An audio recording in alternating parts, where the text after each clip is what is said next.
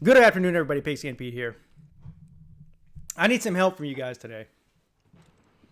I need some help by some people on YouTube with maybe more than 2 brain cells to rub together. So the way this works is I usually spend about 6 months at a time ignoring potato heads on the internet. And then what happens is eventually I get fed up enough to respond to the potato head comments in a video, which is what I'm doing right now. So where do I begin? Let's start with Florida State. Now, I don't want to put all the Florida State fans in some sort of a box because it's not necessarily just the fans. I've seen some fans do this. But there's a guy, I don't even know the guy's name. He works for some website. I don't even know if you want to call him a reporter or an article writer or a journalist or whatever. Maybe he's just a blogger. I don't know.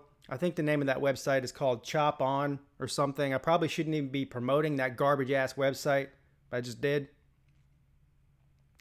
But this guy's posted an article, I guess a day or two after the Clemson and Florida State game this year, crying and whining about Dabo is classless for running up the score against Florida State this year in Death Valley. Now, first of all, the reason that doesn't piss me off.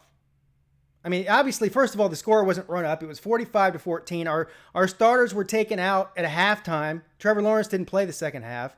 Neither did the other elite players. I mean, by the middle of the third quarter, we had our third string team in there across the board.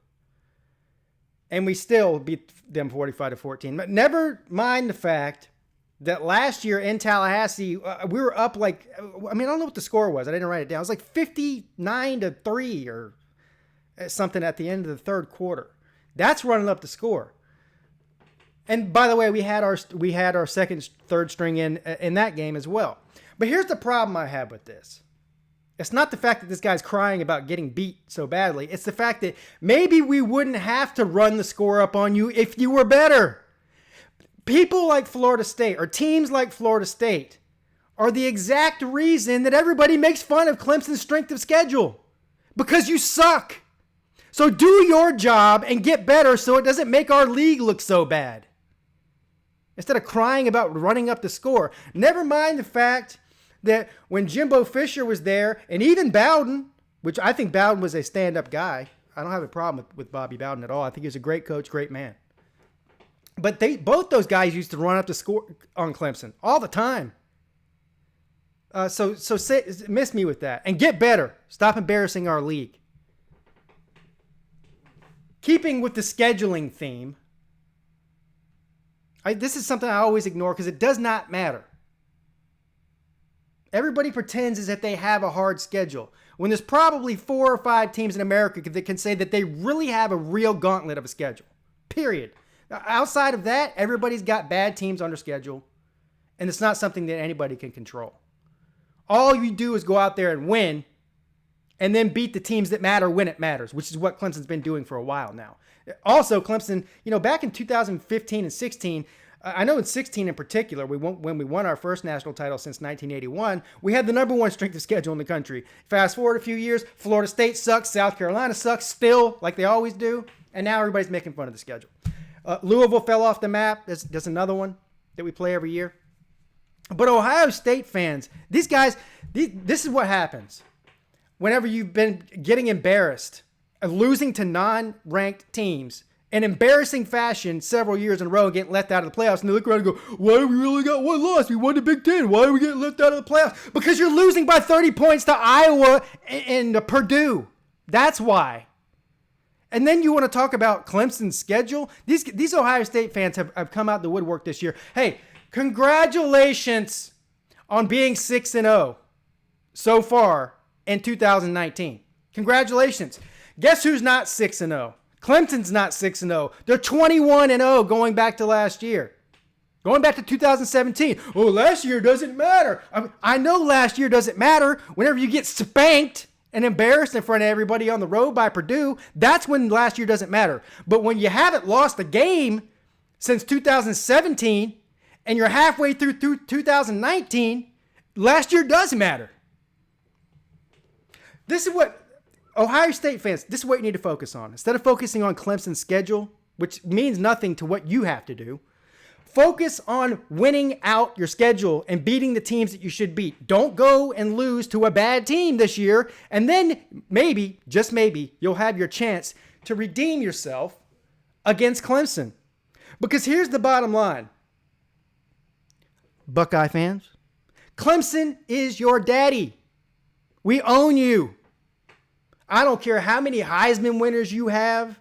I don't care how many fake national titles you claimed back when they were wearing leather helmets. Clemson has played you 3 times in your history. All major games, not some meaningless trap game in the regular season like when you lost to Virginia Tech a few years ago. All major bowl games, Orange Bowls and a Fiesta Bowl, which happened to be a playoff game. You lost all of them. We're your daddy.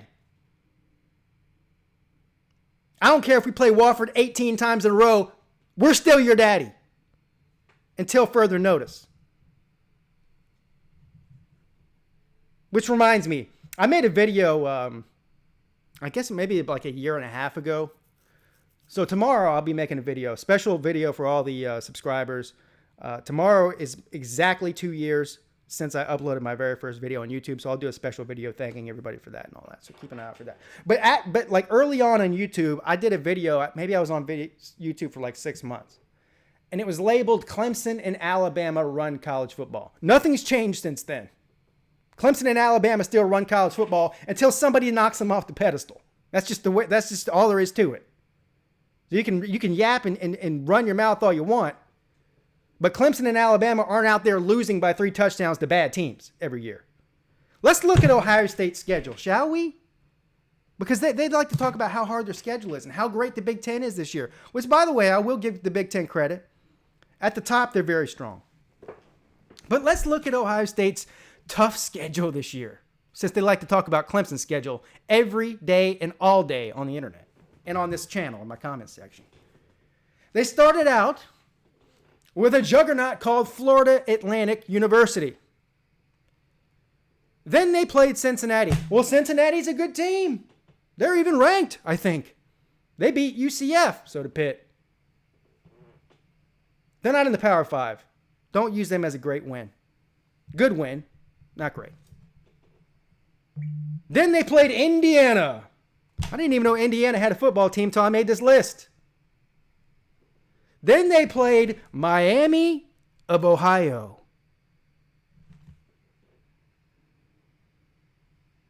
Miami of Ohio. Then they played on game day, nonetheless, Nebraska. Yippee! Nebraska. Just because Nebraska was crowned as the best team in the Big Ten before the season started doesn't mean they're any good. As a matter of fact, we know now, after 6 weeks, that they aren't any good. Not a good win. Nebraska's terrible. They were given these unattainable expectations in Scott Frost's second year that they could not possibly manage, and now we know Nebraska's no good. Are they better than they have been? Yeah, it's not that hard to be better than terrible. But they're slightly above terrible in the bad category. Then they played Michigan State. All I heard for the first 6 weeks of the season was how great Michigan State is. From everybody. Everybody lied. They're not good. Listen, Michigan State has a good defense. But there's 3 sides of a football team. You've got the offense, you've got the defense, and you've got the special teams. Special teams average at best. Offense, one of the worst in America. These guys couldn't score on anybody. They couldn't score on a bunch of people in wheelchairs. I mean, this is like the most painful offense to watch, Michigan State. So Michigan State is not a good win. They can't score on anybody. Then Northwestern, who they had this week.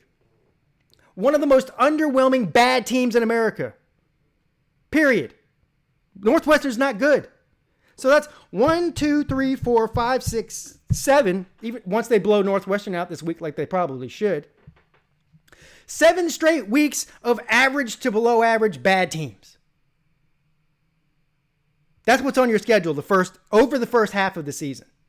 Then finally, you play a team with a pulse, a very good team, Wisconsin.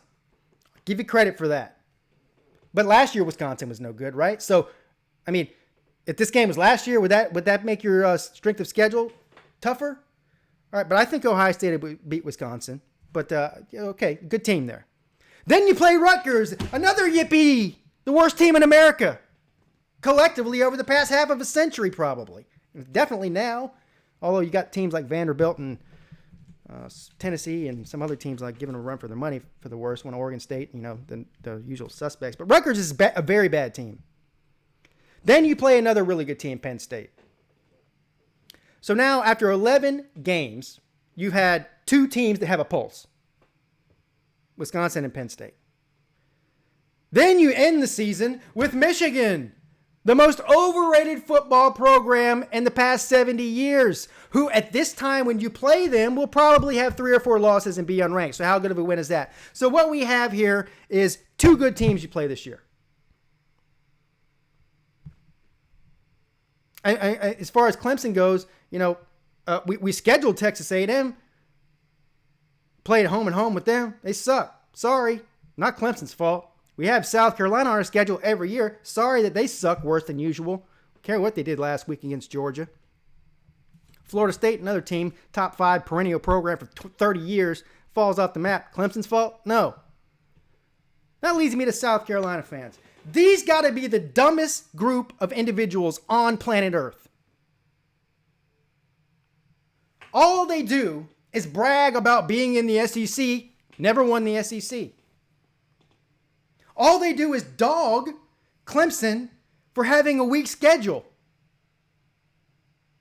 McFly, you're on our schedule. You're part of the problem. I mean, you got to be kidding me. How can you dog a team for having bad teams on their schedule, and you're one of those teams every year? And then this is the potato level 15, off the charts.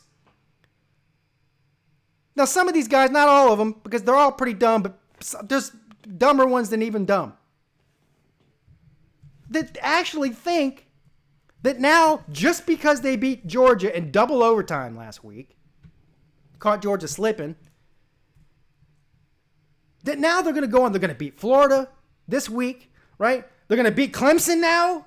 That's what they're saying. They're going to win the East. They're going to win the SEC for the first time ever. And by some miracle of God, because their schedule is so tough and they beat all these teams, they're going to make it into the playoff as a 3-loss team. This is the level of potato I'm talking about. So,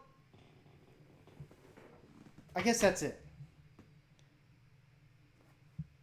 Here's my 6-month soliloquy.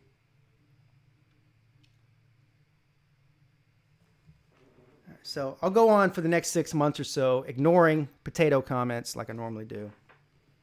But I'll see you again in 6 months approximately to do another one of these videos.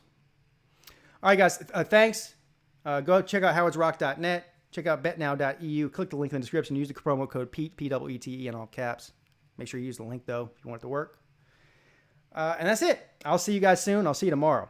Have a great day. Pigskin Pete checking out.